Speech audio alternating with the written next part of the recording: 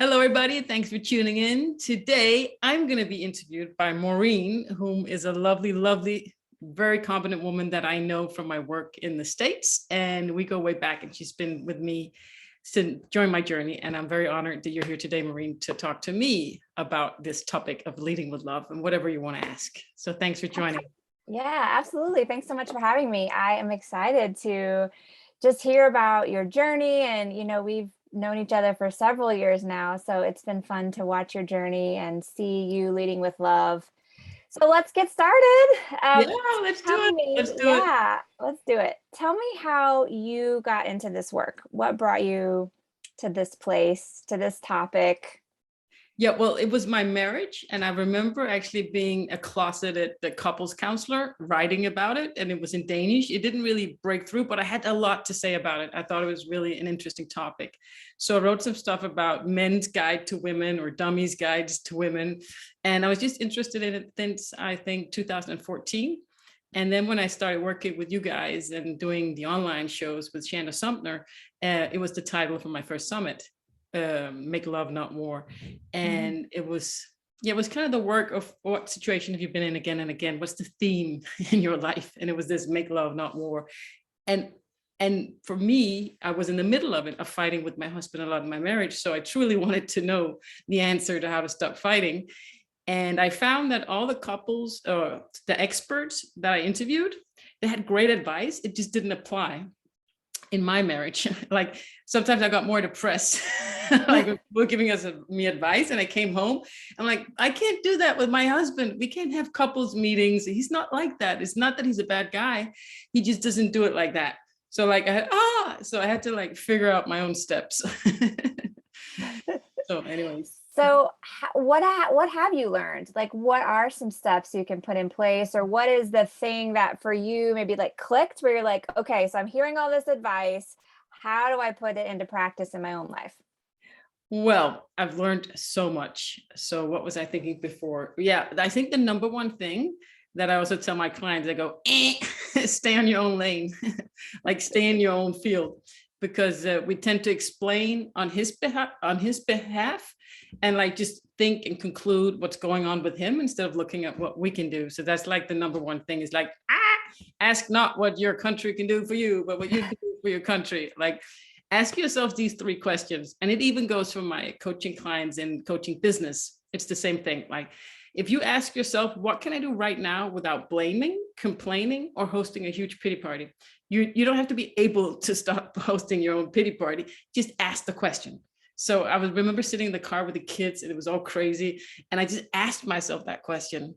And just asking it made me lead myself with love instead of just.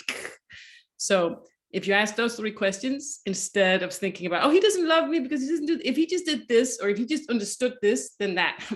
So that conversation is never going to end well. Like, because that's a whole calculation that's never going to work. So instead of that, just asking the right questions. Yeah. Like clients asking, like, should I be with him or not? And I remember myself thinking, oh, if you're like that, then I can't live with you and be happy. And then I would go through my entire divorce, cry my eyes out for 3 days, and like, and it was just the wrong question, because it's not about whether or not we should be with him. It's really about what can I do right now without blaming, complaining, or hosting a huge pity party. And there are tons of things you can do. There are tons of great steps towards love and not away from love. So there are only like 2 things that you shouldn't do. So what I'm hearing you say is that instead of like assuming or jumping to all these conclusions, like 10 steps down the road, it's like, what can I do in this moment right now?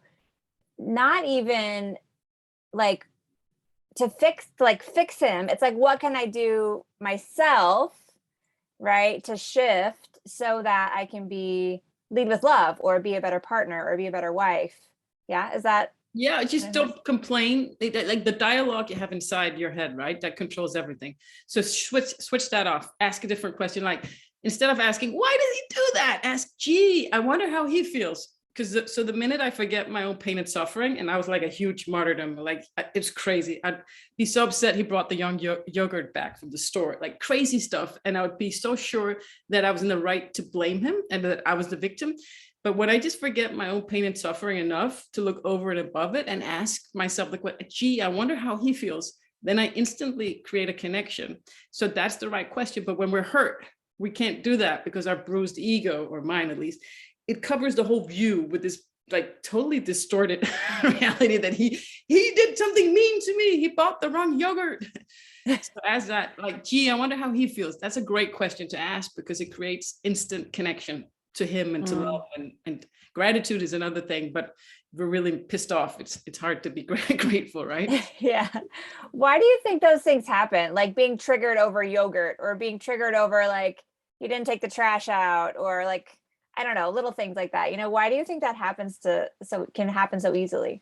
Yeah, I think it happens with the time since last connection. It doesn't have to be sex or making love. It can, yeah, any kind of making love. Last time you connected, then time goes by and we become insecure. At least I did, and wanted to see proof that he loves me. But as soon, like I asked, does the mess around the house matter after great sex? It doesn't matter at all. Something that's a huge issue will just disappear like that after we have connection where we give and receive love, because that's what we're meant to do. So it's literally about the time since last connection.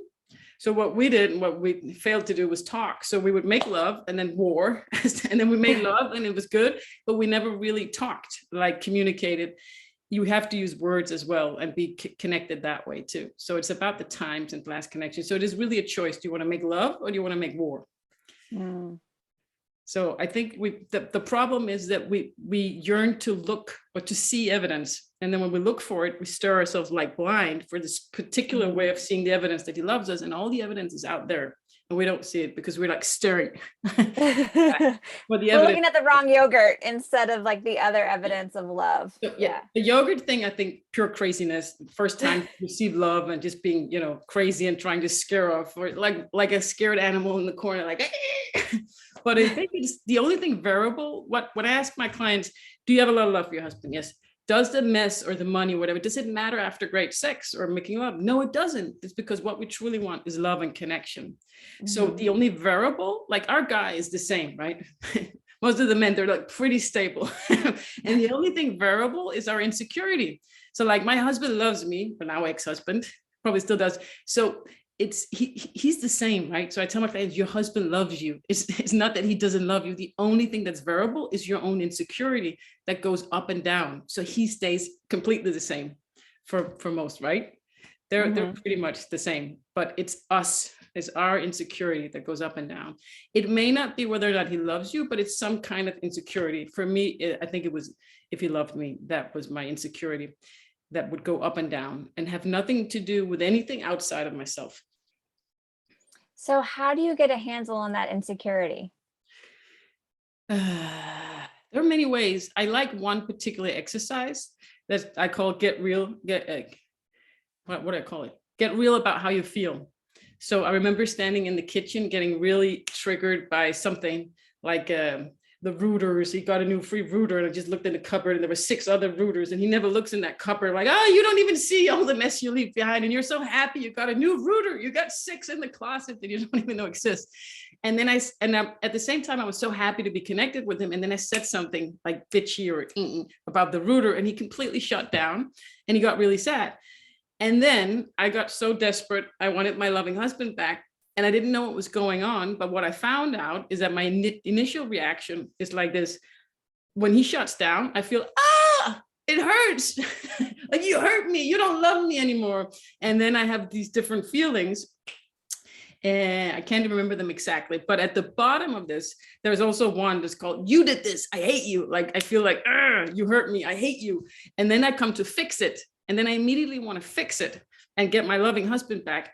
And the reason I want to fix it is because I'm blaming myself because I feel like a loser in love. So when I see all these feelings that can happen in an instant, the first is ow, it hurts because he shuts down. And then it's, you did this to me. Why don't you love me anymore? And then it's like, I screwed up again. I'm a failure at love. And that's my main trigger. Feeling like a failure at love. That's something that I'm meant to do and born to do. Feeling like a failure at that one really, really important thing that triggers me so much that I immediately want to fix it. So I get hell-bent on just getting him back. And then again, I'm telling him that he's doing something wrong because he's not ready to come out. He just shut down.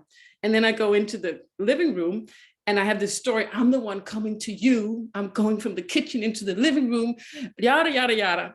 to get him out. But I am in a, fix it. I'm in this desperate mode to fix my own wrongs, because deep down I blame myself for being a failure at love.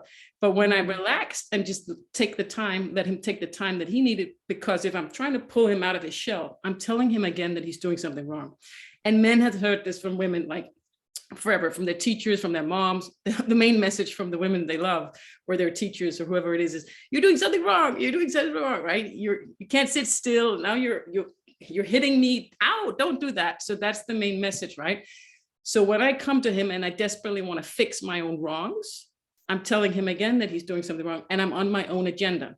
So if I see what's going on, and then it's me just being really, really disappointed that I screwed it all up again and ruined love myself, if I can forgive myself and be okay and just sit. And I remember just sitting, patting him on the back, not trying to pull him out. He'd come out way faster, right? Because it's not me telling him what to do and him feeling wrong again.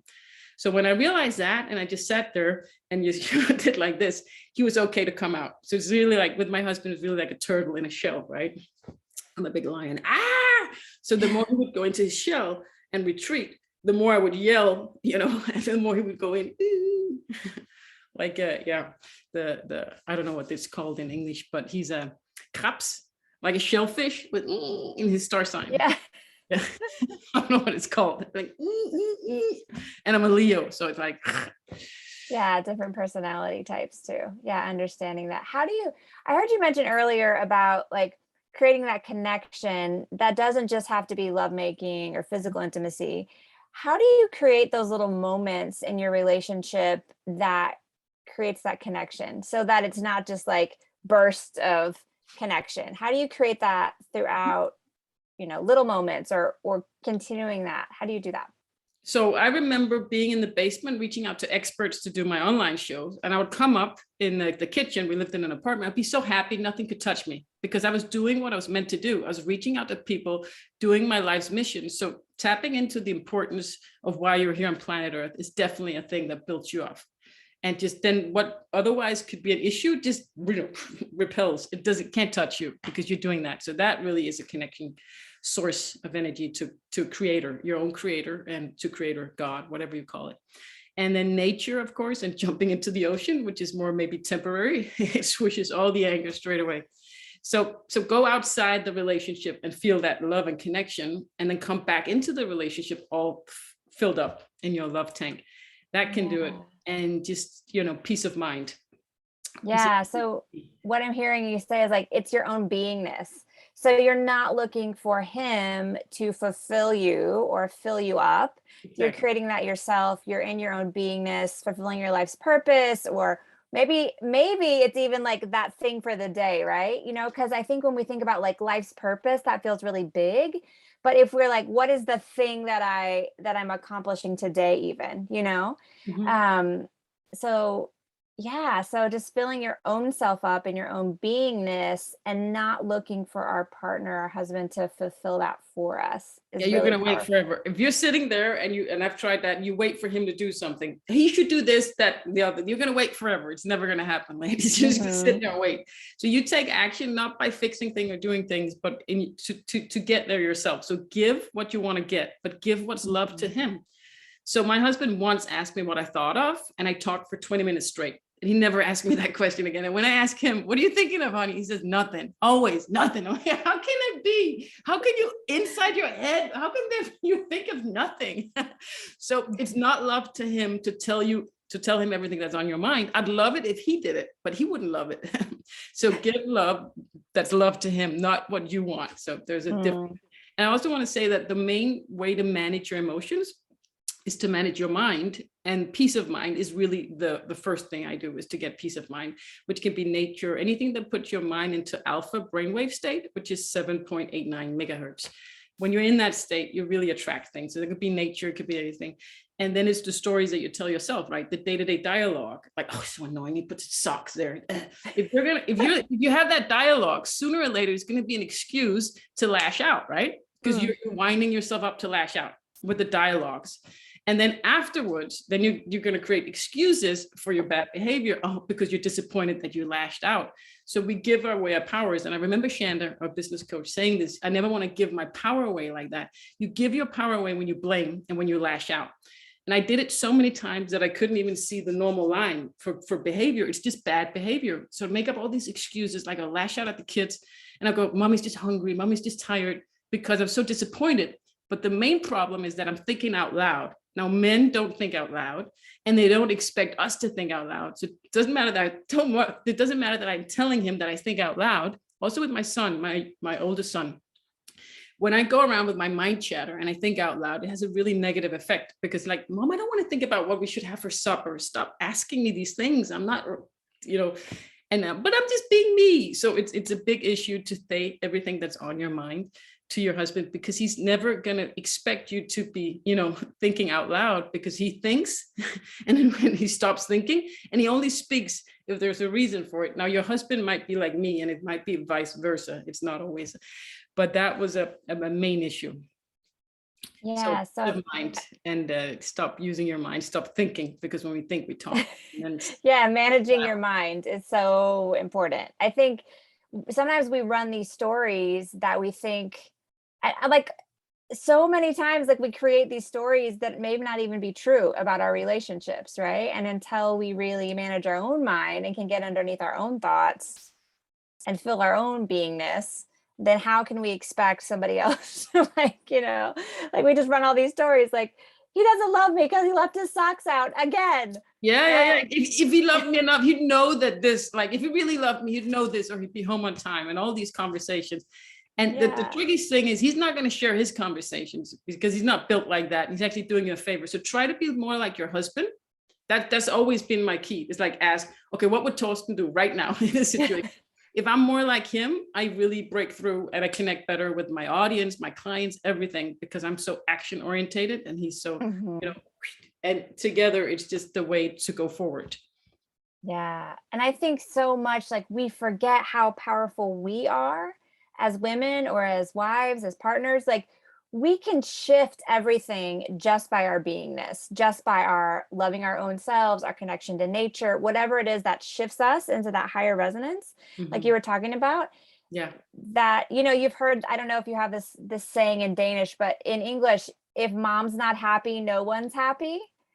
And how our happy wife, happy life. Yeah, same thing, like same thought, that we really can affect our home and our household by the way that we are and our own beingness, no matter if we're in a bad mood, everybody's in a bad mood. Or that's the thing.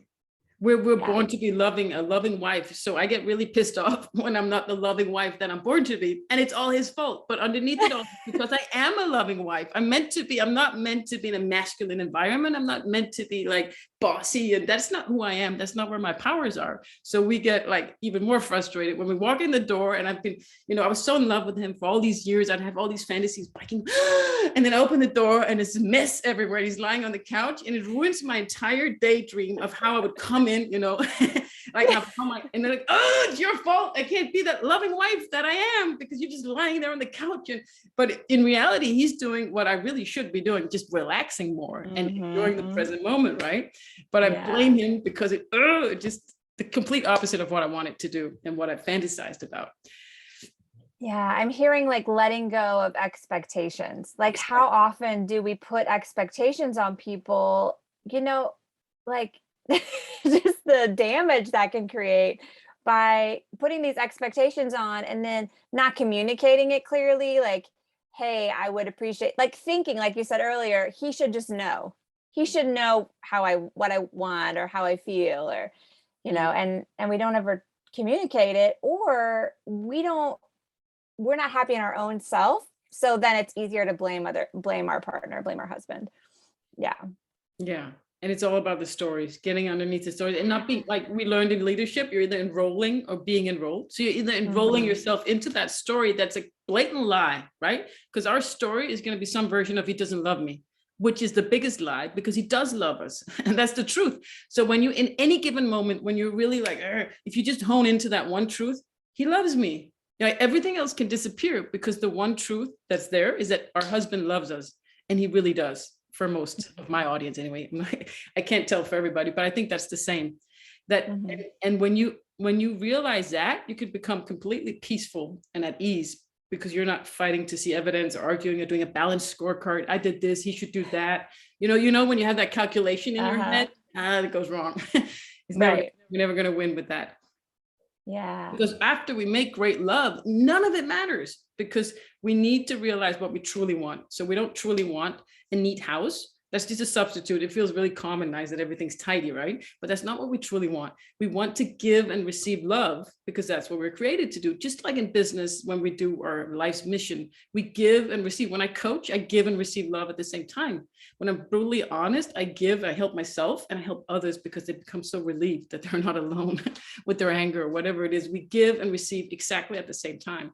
And that's what we want. We don't want all the other stuff. It doesn't matter about the money. It doesn't matter. All these practical things. It's just something that because we don't understand our own emotions. Women don't understand our own emotions. So we keep trying to explain them to our husband. I'm like, how should he understand? You don't even understand yourself. I'm going around explaining myself. He just gets more and more confused. You just realize what you want is to give and receive love, and you don't understand your own emotions. So you don't need to try to explain them. You don't need to point to something to say, that's why I'm angry. It's just bad behavior. But we're looking for excuses to explain our bad behavior. And we say, it's because this and that, and you did this, and it's just going down the wrong path. Because like step number one is admit and move on. Acknowledge, bad behavior is bad behavior. Stop making excuses. Shouting, blaming, complaining, it's bad behavior. It doesn't get you to connection. It stands in the way of connection. So there are all these other steps: gratitude, give to get, all these other things you can do that get you to love and not away from love, that get you to connection. And it's all about getting to connection. And if you do blaming or complaining or pity parties, you don't get to connection. That's why it's bad behavior. It's not like, you naughty girl, bad behavior. It's bad because it doesn't get you to where you want to go. And you always want to get to connection, because that feels peaceful, bliss, joy. You build it up with him or outside in the forest, in nature, whatever you're doing. So bad behavior, good behavior. It's super simple. No excuses, no explanations, because when you get stuck in explanation, you're defending yourself and you're lying to yourself. You don't realize it. I don't think we realize it, but we're constantly lying to ourselves. That's the base point of anything. Also in business coaching, we're constantly lying to ourselves. And honesty is this long journey of peeling out the layers of our own lies to ourselves. So it's when you explain, you're just in your brain and you're disconnected. Even in business, if you're in your brain, you're not connected with your group of people that you're coaching or trying to reach. You're just disconnected because you're in your brain trying to sound smart or trying to say something that they want to hear, but you're not in connection. And it's the same in the relationship. So stop with all the explanations and all that. It's only because you feel bad that you acted bad, right? So I felt bad that I shouted, and then I'll come up with all these reasons why, because I didn't want him to judge me on my bad behavior. So I write these long text messages. And all I was saying in this text message is that what I did was okay and what you did was wrong. That's all I'm saying, because I feel bad deep down. I don't realize it, but deep down, I know I acted bad and I shouldn't have. And then I'm trying to cover it up. So it's one cover up with all the explanations. And then like this need to be right too. I mean, for me, at least, like that's been a struggle for me. Like I need to be right, and when we just let that go and when we like surrender and be like, okay, so why is it so important that I'm right about this? It doesn't matter. No, it doesn't matter. You want to feel understood. You don't want to be judged on your bad behavior. Deep down, you know you did bad behavior. So you want to be understood because you want to be forgiven because you want not to judge you on the bad behavior. So if you need to be right, you already know you've done bad behavior. Otherwise, you wouldn't have the need to be right. So it goes hand in hand. And there is no right or wrong. There is no good or bad in that sense. It's just behavior that didn't get you your husband back, your loving husband back, right? So you lash out, and then you need to be right about it's okay to lash out, because all the other things that led you to lash out is all his fault. But in reality, it's just because you lashed out and you didn't get to connection because it was a behavior that didn't get you what you wanted. So I think it's just about admitting, okay, bad behavior. Mommy shouted, I shouldn't have. Stop the explanations, because it's a dead giveaway that if you want to be right, you did something wrong. So what is one thing, like, let's say that there is a breakdown in, like, let's say you're coaching a woman and she's just like, I'm at this point with my husband. Like, I don't know if I'm going to be able to go on with this, with him, with this relationship. what was the like one thing you could say to her that would be like, okay, What can you do but right yeah, without yeah, blaming, what can I do complaining? right now? Like, what can What I can you do do right right now? now without blaming, complaining, and hosting huge feedback? Like I did my own steps. I never ever thought I would divorce my husband. And I think everybody knows how much I loved him and still do. So I had it would never ever occur to me that I could do that. But I followed my own steps. And the number one was honesty, right? It was a dysfunctional relationship. I didn't leave him. I left the relationship, you know, furniture flying around. It was crazy, right? It was dysfunctional. And he just like, nope. Come on, it's not functioning. It's not supposed to be a war zone in front of the children or in front of anybody. So that was like, okay. And then step number two was accept and surrender, stop trying to fix things, because I was constantly trying to fix things.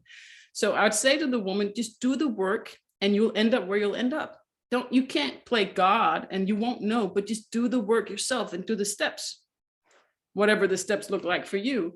And then you will end up where you'll end up. So in my steps, it's the honesty, and then it's stop trying to fix things, accept and surrender, release and let go, whatever you call it. And then number three was trust his love. And of course I didn't after we broke up. I went on dating a lot. I didn't just sit and trust his love like I wanted to, but then to me, it became trust God's love instead and stuff like that. So I went into action mode, into survival mode after I broke it off with him, instead of just sitting trusting his love, which was the plan. Step number three. So do the work and see where you end up, because it's about leading yourself with love and trust versus fear and insecurity. And then you will end up where you'll end up, but you can't know.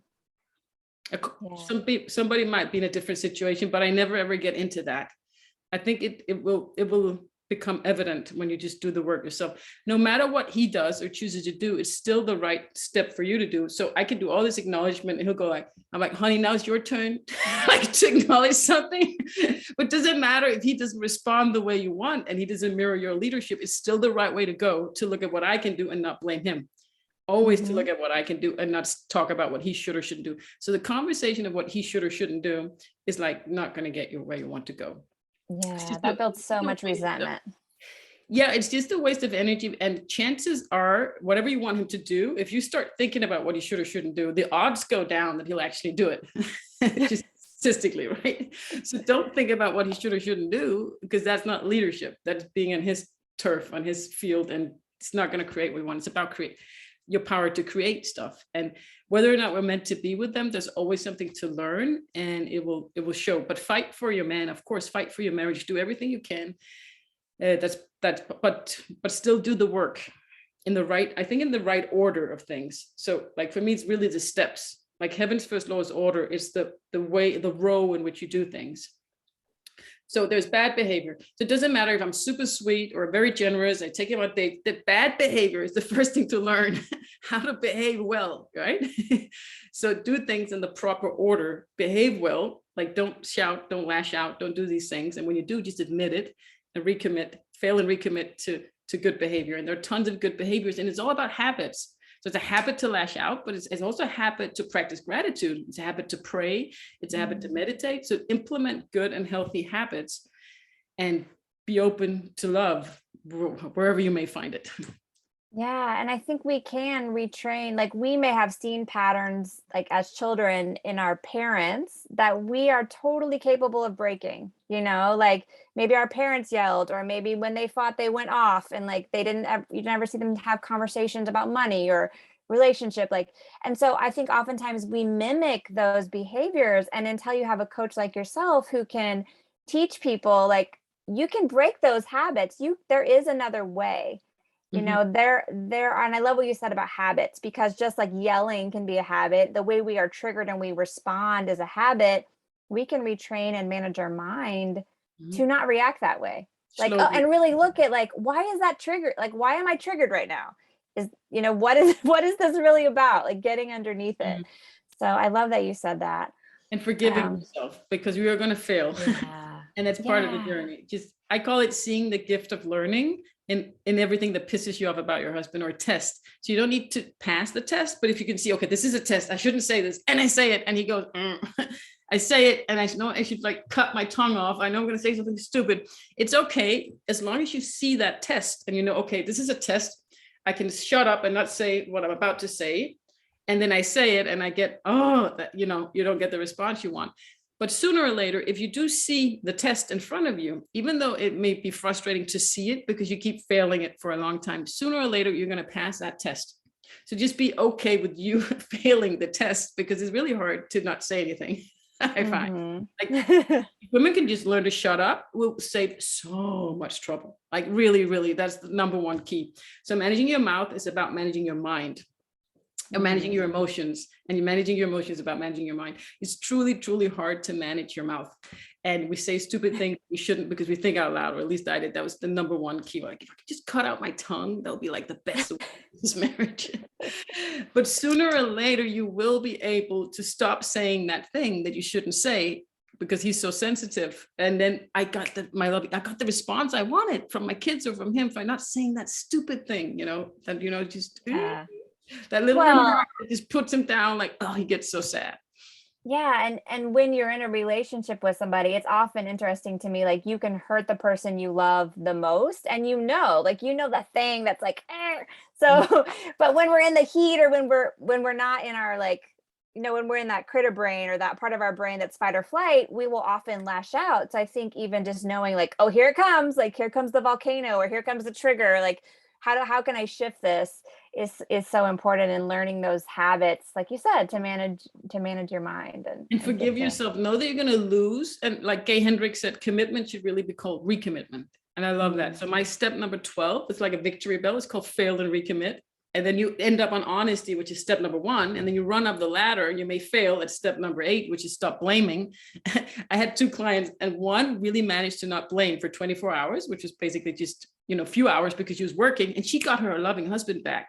She couldn't remember when he told her that he loved her, just for not blaming, because she had tons of reason to blame. She got him back. They had a date night. I got a text message. It was Maddie. Then I had the other client who immediately said, screw you, I hate you, it's all your fault, right? So she went to step number 12, fail and recommit, faster than the other one. When you just run up the steps and you bing. So when you fail, it's victory, right? Bing, now you can recommit. Just like Shanda said in your business, like you get knocked down and you get up again. That's when you show. It's the recommitment, that's the muscle. It's not like, oh, I shouldn't lash out. Now I lashed out. Okay, so I'm never going to learn. It's recommitment to not lashing out. And part of that is just being okay with it and forgiving yourself and not being super, super disappointed. All my wives, I think, are as ambitious as me. We want a really good marriage, right? And that ambition can get in the way because we get so disappointed when we don't, act the way we want, or don't get the response we want. Just be okay with that. Know that it's a journey and it's practicing new habits and implementing it, and fail and recommit. Ding, victory. Now I can recommit to being the lover that I am. I am not my behavior. We are not. I just behave really aggressively, violently, sometimes terrible, but it's not me. I'm a loving mother and I'm a loving wife. And that's the only truth. I love that. I think that's a beautiful mantra. I mean, like, sometimes we can get so down on ourselves, and you can just say that to yourself, like, I'm a loving mother. I'm a loving human being. Like, I want to be in love. My son, I was reading out loud this thing I wrote down, and he's like, no, you're not. Mommy's doing her affirmations. I'm a loving mother. No, you're not. And they're so funny. They'll call you out. They will. Yeah, so much wisdom. Yeah.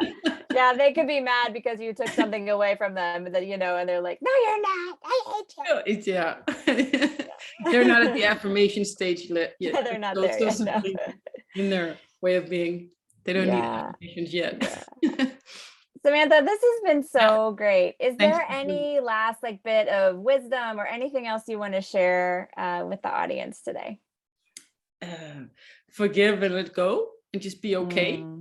For me, that's been a big one. So don't let your ambitions get in the way. Like, be more like your husband, or like my ex-husband. He would just enjoy the present moment. And he'd often say, what about just being? Like, I was always busy building, getting somewhere better. Like, just be. What about just being? So I think it will work for you to try to be more like your husband, because there's a reason God put him in front of you. It triggers the beep out of you, but there's a reason, right? So if you flip those things around, I would be so triggered about him being slow, indecisive. When I flipped it around to the positive, I saw patience, grounded, focused, all the things that I lacked. So there is no coincidence. Kung Fu Panda. There's a reason in front of you. So flip all the negatives around and just take responsibility for the fact that you're meant to learn these things that trigger you when you can see the positive. So tossing or no tossing, I'm still learning. Patience is my main thing, to just be patient and have trust and enjoy the present moment. It might be different for you, whatever you're meant to learn, but you could trust that your husband is put in front of you for you to learn these things. And learning can be really frustrating. So just know that there's gold inside every trigger. I think that's my last bit of wisdom. I love that. There's gold inside every trigger. Yeah. What am I meant to learn? Who do I get to be in this moment? Yeah. Thank All you, right. Well, Marie. I hope we can absolutely. again soon, where you talk more. Yeah, we can. Yeah, we can. Absolutely. Thank you so much for doing You're this. welcome. Absolutely. It's going to be great. Thank you so much, dear. Bye-bye. And ladies and men, thanks for tuning in and listening to this. I appreciate it. All right. See you tomorrow for the next interview. Bye. Bye.